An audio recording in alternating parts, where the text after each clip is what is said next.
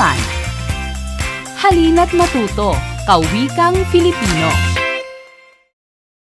Filipino ang ating wikang pambansa at hindi Tagalog. Lagi nating naipagpapalit ang Tagalog at Filipino. Ano nga ba ang pagkakaiba nila?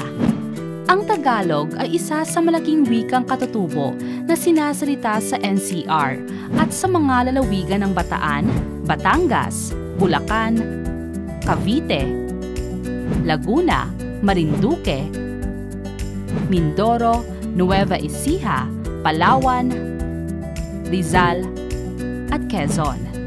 Nakabatay naman ang ating wikang pambansa sa Tagalog.